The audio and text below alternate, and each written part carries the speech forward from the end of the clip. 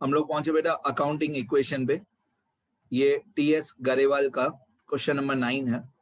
और जैसे मैंने आप लोगों को क्वेश्चन 1 और 2 कराया थियरी वाले पेजेस में, एक क्वेश्चन मैंने खुद का बना के बताया 7 ट्रांजेक्शंस वाला।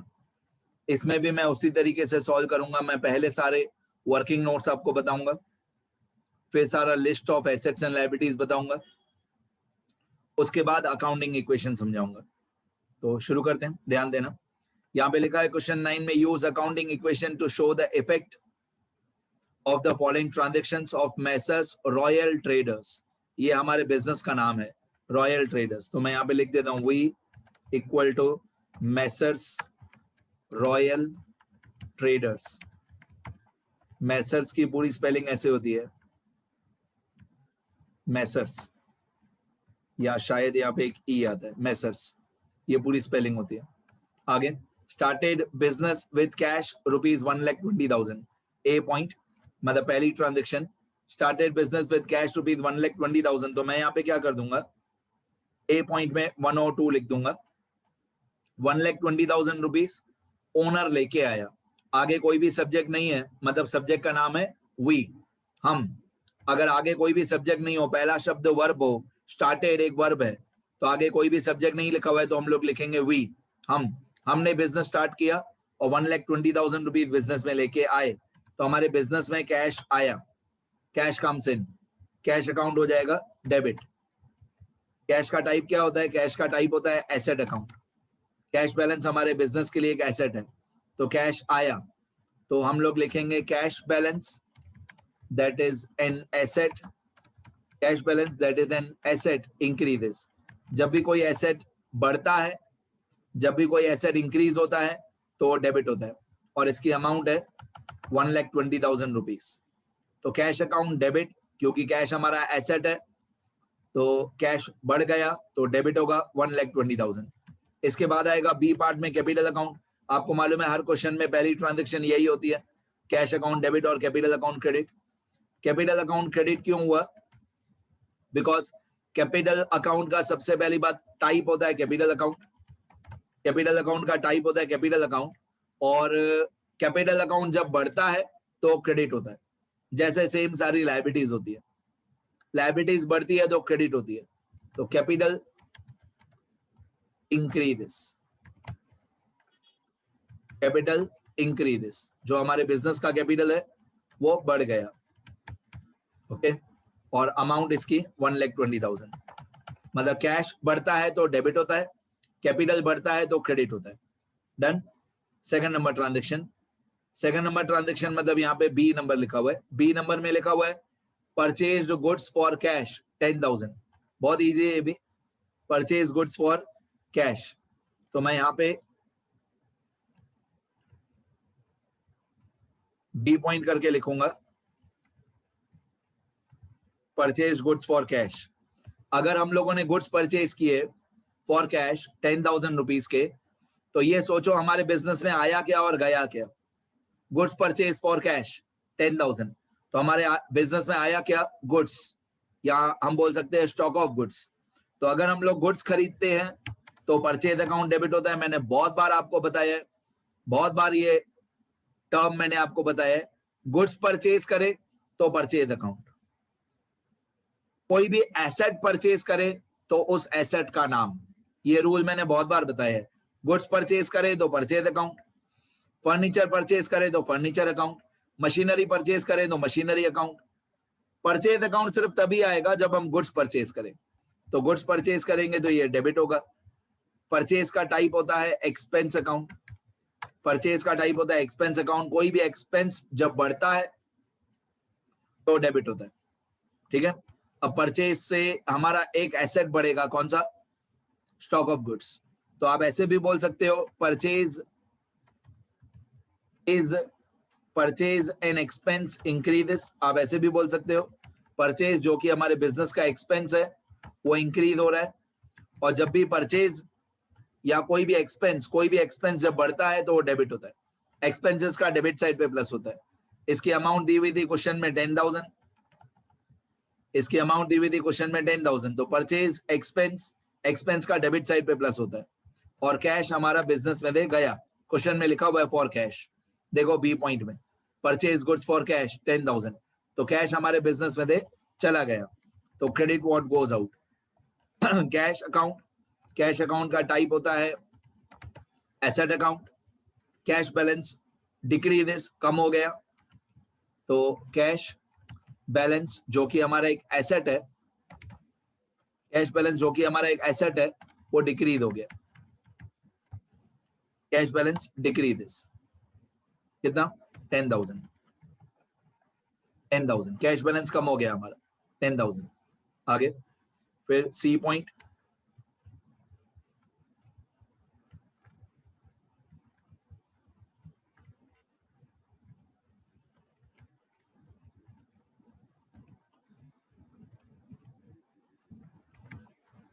सी पॉइंट क्वेश्चन में देखते हैं क्या है।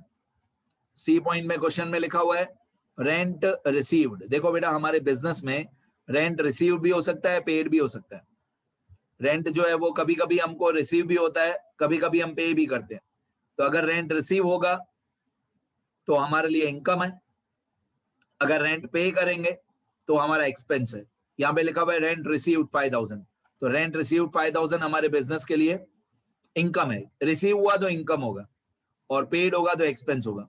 रेंट रिसीव्ड 5,000, तो ये जो लिखा हुआ है रेंट रिसीव्ड 5,000 मतलब कैश रिसीव्ड फॉर रेंट ₹5,000।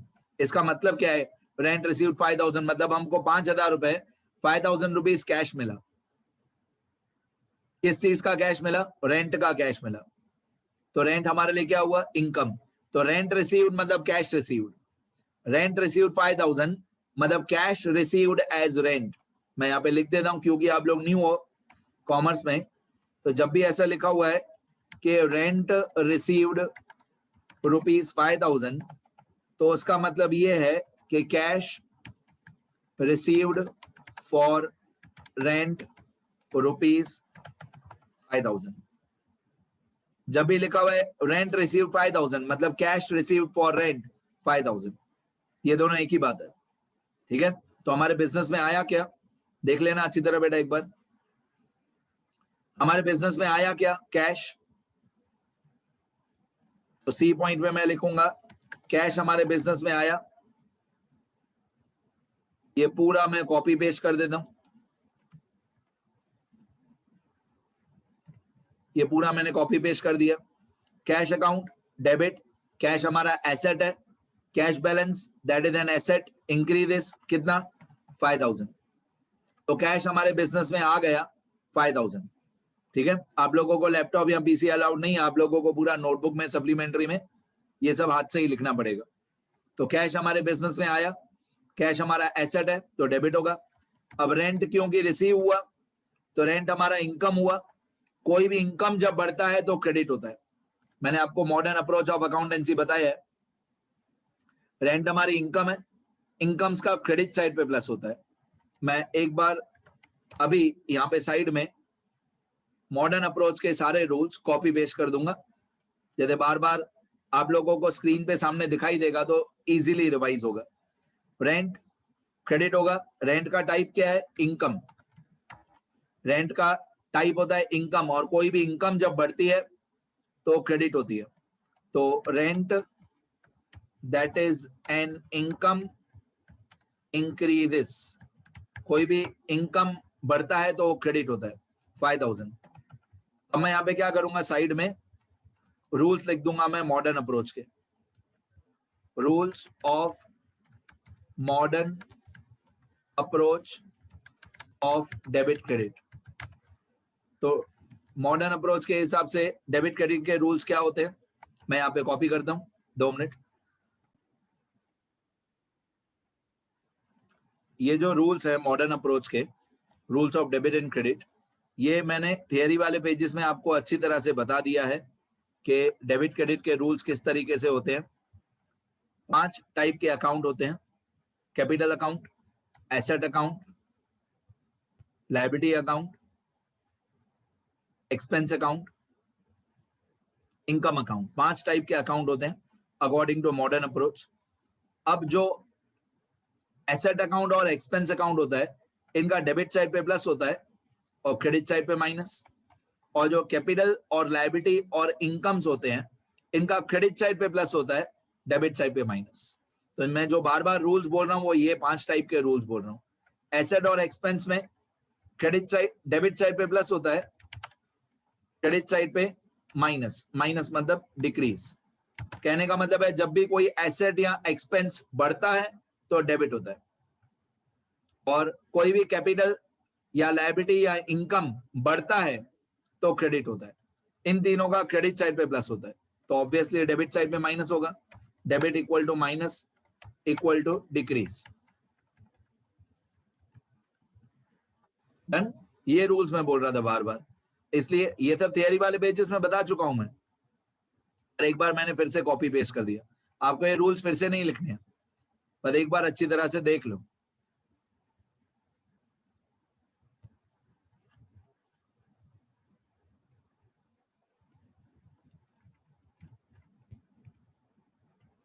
ठीक है, चलो आगे बढ़ते हैं। तो कैश और रेंट मैंने आपको बताया, कैश हमारे पास आया तो कैश अकाउंट डेबिट होगा, हमारा एसेट है, एसेट बढ़ेगा तो डेबिट होगा। रेंट हमारी इनकम है, इनकम बढ़ती है तो क्रेडिट होती है। तो मैंने सी पॉइंट तक आपको बता दिया। अब डी पॉइंट, डी पॉइंट में लिखा हुआ है सैलरी आउटस्टैंडिंग 2000। ये मैंने थियरी वाले पेजेस में बहुत अच्छी तरह बताया। सैलरी आउटस्टैंडिंग 2000 मतलब सैलरी इज पेएबल। मैं यहाँ पे साइड में फिर से लिख के देता हूँ 2000। Salary outstanding, salary outstanding rupees 2000 equal to salary is payable rupees 2000। Salary outstanding है मतलब सैलरी पेएबल है 2000, और आउटस्टैंडिंग को हम लोग शॉर्टकट में ऐसे लिख सकते हैं O/S। ऐसा एब्रीवेशन हम लोग शॉर्टकट लिख सकते हैं अकाउंटेंसी में। O/S मतलब आउटस्टैंडिंग, मतलब हमको पैसे पे करना बाकी है। तो सैलरी का 2000 रुपीज हमको पे करना बाकी है। इसके दो इफेक्ट्स कैसे होते हैं सुनते जाओ। डी पॉइंट, तो एक तो सैलरी हमारा एक्सपेंस है, सैलरी अकाउंट डेबिट, ये हमारा एक्सपेंस है, सैलरी का टाइप होता है expense account. Salary that is an expense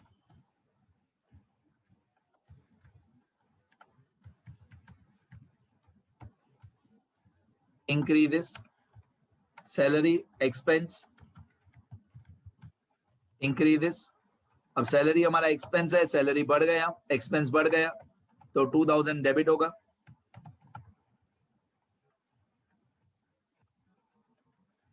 okay, अब क्रेडिट क्या होगा सुनना ध्यान से। अगर हमने सैलरी का पैसा पे कर दिया हो तो क्रेडिट होगा कैश।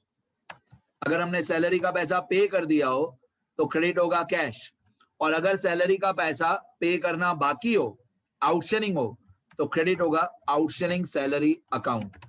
आउटस्टैंडिंग सैलरी हमारे लिए, बिजनेस के लिए एक लायबिलिटी है, हमको पे करना बाकी है, तो आउटस्टैंडिंग सैलरी हो जाएगा क्रेडिट। इसका टाइप क्या हुआ, लायबिलिटी। तो जितनी सैलरी हमको पे करना बाकी है वो हमारे लिए लायबिलिटी है। ठीक है, अब कोई भी लायबिलिटी बढ़ती है तो क्रेडिट होती है। तो मैं लिखूंगा outstanding salary that is a liability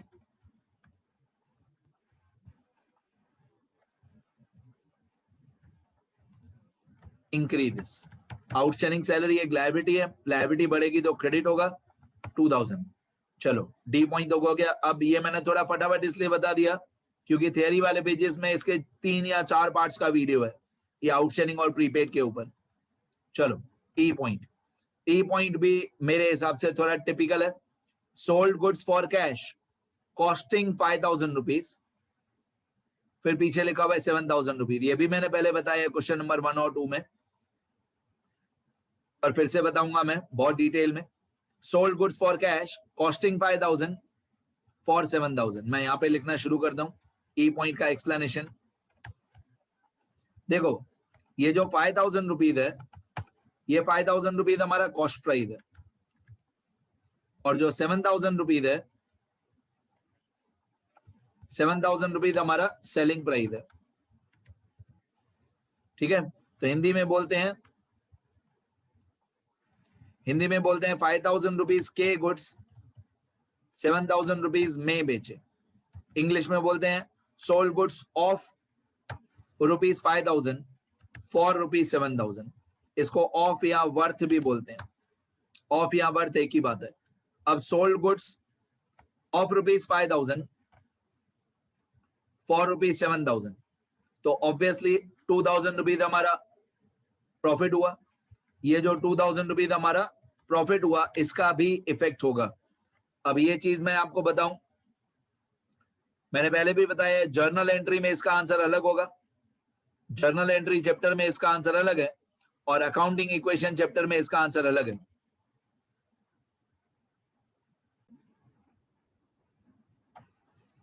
तो इसका आंसर जर्नल एंट्री में क्या होगा और अकाउंटिंग इक्वेशन में क्या होगा, मैं धीरे धीरे समझाना शुरू करता हूं। मैंने पहले भी बताया ये चीज। इस ई पॉइंट का जर्नल एंट्री चैप्टर में क्या आंसर होगा।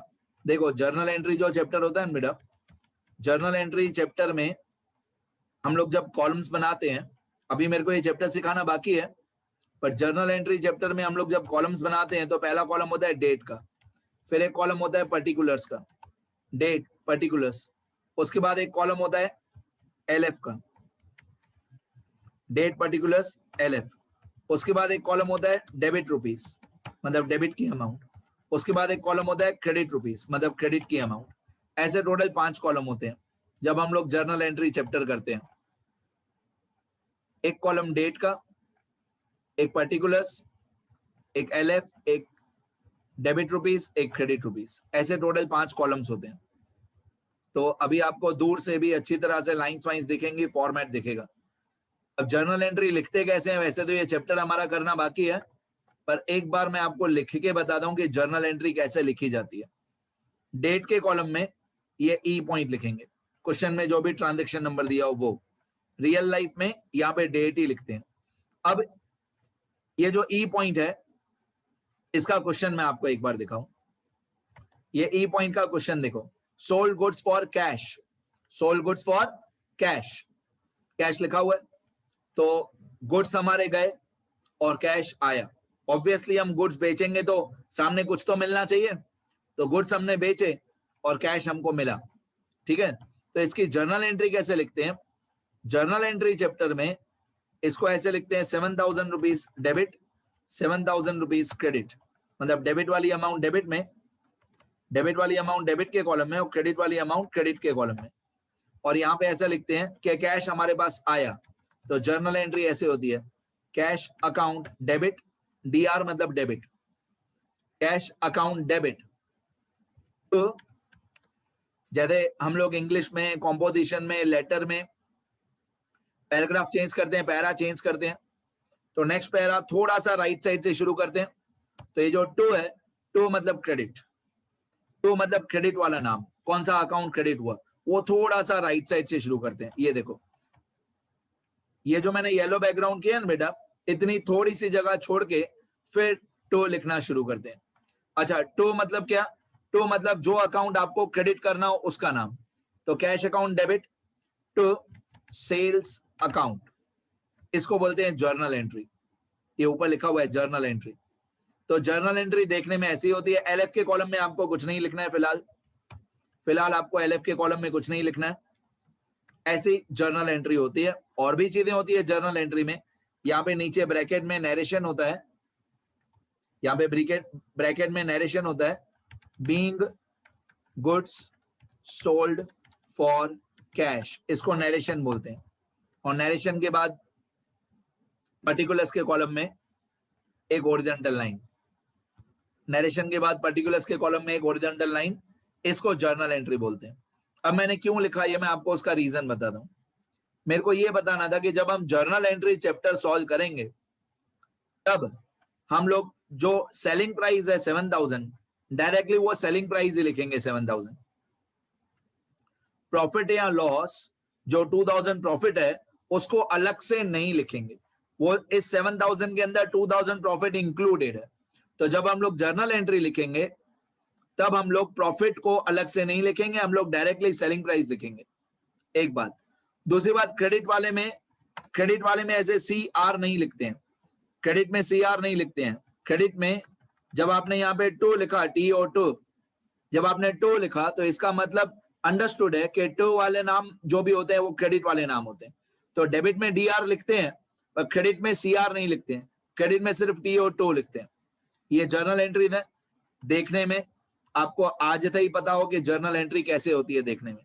हाँ, वही हम लोग वर्किंग नोट्स में कर रहे हैं, वही अकाउंटिंग इक्वेशन में कर रहे हैं, पर क्या अकाउंटिंग इक्वेशन में या वर्किंग नोट्स में बहुत डिटेल में लिख रहे हैं। उल्टा आप लोग जितना आगे बढ़ोगे अकाउंट्स में, सुनना ध्यान से, रियल लाइफ में अकाउंट्स में जितना आगे बढ़ोगे उतना आंसर छोटा होते जाएगा लेकिन लॉजिक बहुत बड़ा होते जाएगा। मतलब रूल्स बहुत ज्यादा होंगे और लिखने का कम होगा। अकाउंट्स ऐसा होता है। तो ये कैश अकाउंट हुआ डेबिट और ये सेल्स अकाउंट हुआ क्रेडिट। क्रेडिट वाले को क्रेडिट नहीं बोलते हैं, टू बोलते हैं। और मेरे को ये बताना था कि जर्नल एंट्री लिखते टाइम प्रॉफिट अलग से रिकॉर्ड नहीं होगा। चलो आगे बढ़ते हैं। अब हम लोग आ जाते हैं इस चैप्टर में, अकाउंटिंग इक्वेशन वाले चैप्टर में। तो इस चैप्टर में मैंने पहले भी ये ट्रांजैक्शन कराया है आप लोगों को, उसमें मैंने ये सोहन और लॉस और सेल 3 अलग अलग नाम बताए थे क्वेश्चन नंबर 2 में। उसी तरीके से अभी हम लोग कर रहे हैं क्वेश्चन नंबर 9, इसमें भी मैं लिख के बताता हूं। देखो, एक तो कैश हमारे पास आएगा, कैश अकाउंट हो जाएगा डेबिट। कैश का टाइप होता है एसेट। कैश आएगा हमारे पास, कैश अकाउंट डेबिट, कैश का टाइप होता है एसेट। कैश बैलेंस इंक्रीजेस, कितना कैश आएगा 7000।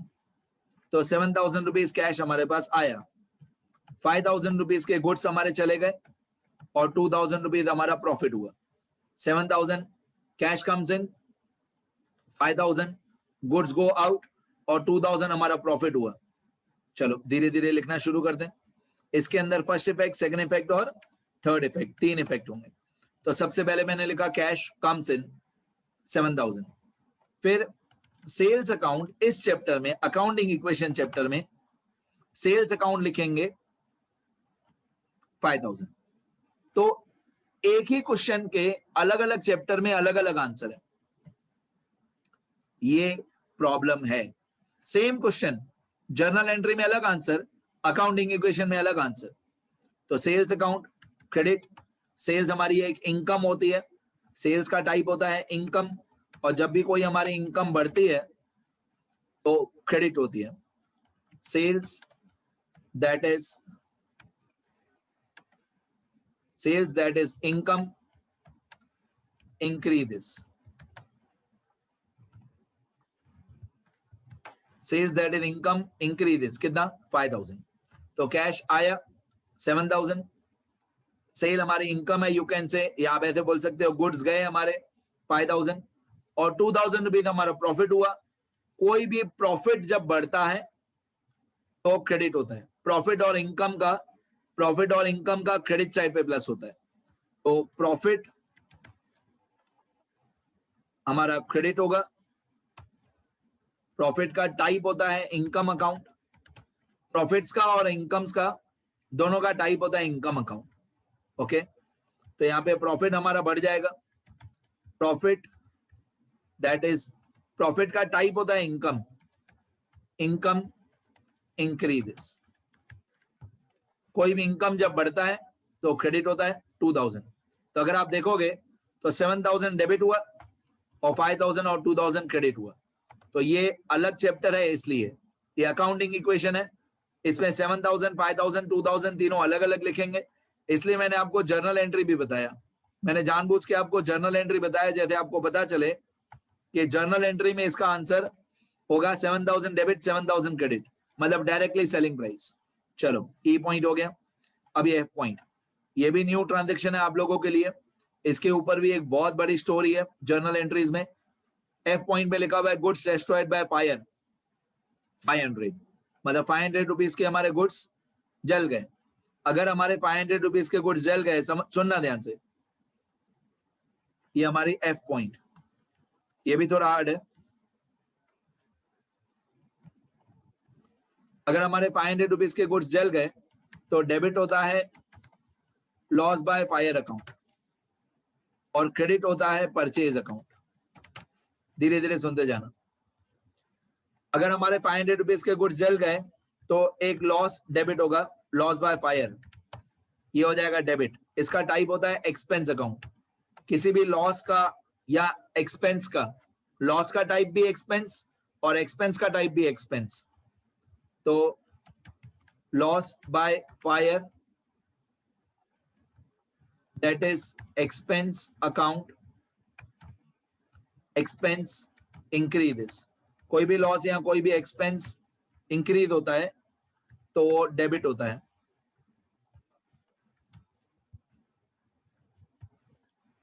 इतना 500, ठीक है। तो लॉस बाय फायर डेबिट, इसका टाइप होगा एक्सपेंस, एक्सपेंस इंक्रीज होगा तो डेबिट होगा।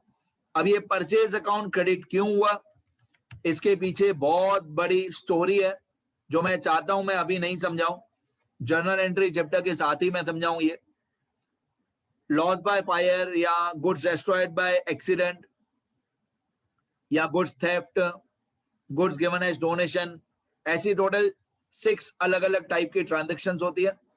तो मैं अभी वो टॉपिक नहीं शुरू करना चाहता हूं, क्योंकि शुरू करूंगा तो बहुत देर लगेगी। इस पूरे टॉपिक को ऑन द होल बोलते हैं GGOTS। GGOTS इसका फुल फॉर्म होता है goods gone other than sales, goods gone other than sales. तो जो भी मैंने नाम बोले, goods burn by fire, goods destroyed by accident, इन सबको कलेक्टिवली GGOTS बोलते हैं। तो GGOTS का टॉपिक मैं चाहता हूं कि जर्नल एंट्री चैप्टर में ही मैं समझाऊं, अभी नहीं, ठीक है। अभी मैं एक रूल बोल देता हूं कि जब भी GGOTS की कोई भी ट्रांजैक्शन होगी तो परचेज अकाउंट तो क्रेडिट होगा ही। आप ऐसे बोल सकते हो गुड्स गो आउट, ऐसे भी बोल सकते हो, या परचेज जो हमारा एक्सपेंस था वो कम हो जाएगा। अब जब भी कोई एक्सपेंस कम होता है तो क्रेडिट होता है। जैसे लॉस बाय फायर एक्सपेंस है वो बढ़ा, तो लॉस बाय फायर एक्सपेंस है वो बढ़ गया तो डेबिट होगा, और परचेज एक्सपेंस है वो कम होगा तो क्रेडिट होगा। अब क्यों कम होगा वो सब मैं जर्नल एंट्री चैप्टर में बताऊंगा। यहां पे मैं लिखूंगा purchase, that is an expense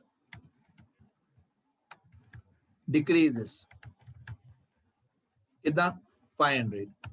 तो मैंने आपको ये सब बता दिया कि कौन सा अकाउंट डेबिट होगा, कौन सा अकाउंट क्रेडिट होगा। ए से लेकर एफ तक ट्रांजैक्शंस मैंने आपको लिख के बता दी, राइट। अब मैं एक लिस्ट बनाऊंगा, list of assets and liabilities which are affected by these 6 transactions. जैसे पहले पहले ट्रांजैक्शन में है कैश और कैपिटल, तो कैश हमारा एसेट होता है, कैपिटल कैपिटल के नीचे आएगा। तो मैं एक लिस्ट बनाऊंगा,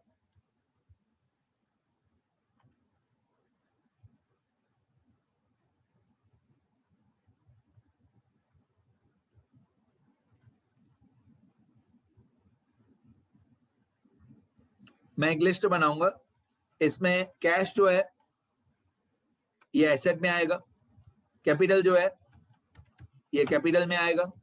और देखते हैं आगे क्या था सेकंड नंबर पॉइंट में। बी पॉइंट में था परचेज और कैश। परचेज मतलब स्टॉक ऑफ गुड्स, और कैश तो हमने लिख दिया। तो परचेज से एक एसेट बढ़ेगा, स्टॉक ऑफ गुड्स, तो मैं एसेट्स में लिखूंगा स्टॉक ऑफ गुड्स। चलो, तो सेकंड पॉइंट में था परचेज और कैश, परचेज मतलब स्टॉक ऑफ गुड्स, कैश मैंने लिख दिया। सी पॉइंट में है कैश और रेंट, तो कैश जो है वो कैश में ही आएगा, वो तो मैंने लिख दिया। रेंट जो है वो कैपिटल में प्लस होता है, रेंट मतलब इनकम, इनकम जो है वो कैपिटल में प्लस होता है, तो कैपिटल भी मैंने लिख दिया। इसके बाद है सैलरी, डी में 1 सैलरी। सैलरी जो है वो एक्सपेंस है, एक्सपेंस जो है वो कैपिटल में से माइनस होता है। सैलरी एक्सपेंस कैपिटल में माइनस, कैपिटल मैंने लिख दिया है। आउटस्टैंडिंग सैलरी डी में 2, आउटस्टैंडिंग सैलरी एक सेपरेट लायबिलिटी है, इसका एक कॉलम बनाना पड़ेगा आउटस्टैंडिंग सैलरी का। आउटस्टैंडिंग सैलरी, इसको लायबिलिटीज में अलग से एक कॉलम बनाना पड़ेगा। चलो next, A B C D तक हो गया। अब ई पॉइंट में है कैश, कैश मैंने लिख दिया है। ई में 2 है सेल्स, सेल्स मतलब स्टॉक ऑफ गुड्स में से माइनस, तो मैंने स्टॉक ऑफ गुड्स का नाम लिख दिया है। ओके। ई में 3 है प्रॉफिट, प्रॉफिट मतलब कैपिटल में प्लस, तो कैपिटल भी मैंने लिख दिया है। फिर एफ में 1 है loss by fire, loss by fire मतलब कैपिटल में थे माइनस, तो कैपिटल मैंने लिख दिया है। एफ में 2 है परचेज मतलब स्टॉक ऑफ गुड्स, परचेज मतलब stock of goods, stock of goods मैंने लिख दिया है। तो मैं ये चेक कर रहा था कि कौन से एसेट्स और लायबिलिटीज अफेक्ट होंगे। तो दो ही एसेट्स हैं, एक लायबिलिटी है और एक कैपिटल है, मतलब टोटल 4 चीजें हैं, cash, stock of goods, outstanding salary, capital, 4 he column हमारे काम के हैं। अब मैं अकाउंटिंग इक्वेशन में जाऊंगा, एक स्टेटमेंट, ये वाला statement showing the effect of transactions,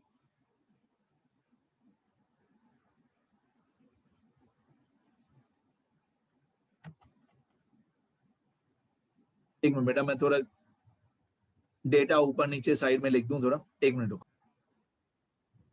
okay, तो मैंने क्या किया, मैंने सारे एसेट्स और लायबिलिटीज की लिस्ट बनाई कि कौन से कॉलम्स मेरे को बनाने पड़ेंगे। अब एक्चुअली इस चैप्टर में जो पूछा हुआ है वो ये है, statement showing the effects of transactions on accounting equation. इसके अंदर हम एसेट्स के अंदर ये कॉलम्स बनाएंगे, कैश और स्टॉक ऑफ गुड्स। लायबिलिटीज में हम एक ही लायबिलिटी का नाम लिखेंगे, आउटस्टैंडिंग सैलरी, और कैपिटल में सिर्फ कैपिटल। इतना ही हमारे काम का है। तो ये स्टेटमेंट मैं आपको ड्रॉ करके बताऊंगा सारी, इसके अंदर ABCDEF तक ट्रांजेक्शन्स थे। मेन आंसर हमारा ये है, सीरियल नंबर, ट्रांजेक्शन मतलब सारा क्वेश्चन, फिर एसेट्स के सारे कॉलम्स जितने भी एसेट्स हों, फिर लायबिलिटीज के सारे कॉलम्स, और फिर एक कॉलम कैपिटल का। ये मैं लिख के बताऊंगा, पर ये वीडियो लेक्चर अभी एंड होने वाला है, तो एक बार मैं सारा स्क्रॉल कर देता हूं। ये क्वेश्चन 9 था हमारे गरेवाल का, एक बार मैं सब स्क्रॉल कर देता हूं, यहां तक पहले लिख लेना सब लोग, ये सब लिखना। मेन आंसर जो है आपका वो अकाउंटिंग इक्वेशन का एक्सप्लेनेशन ही है, मेन आंसर वही है, ये सब आपके समझने के लिए।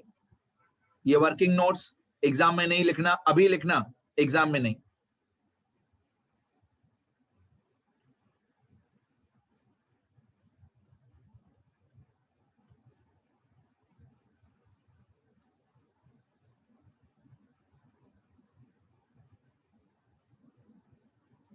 मेन आंसर ये है, ये स्टेटमेंट, इसके मार्क्स हैं, ठीक है। और ये जो मैंने रूल्स लिखे थे मॉडर्न अप्रोच वाले, ये सब आपका पहले लिखा हुआ ही है।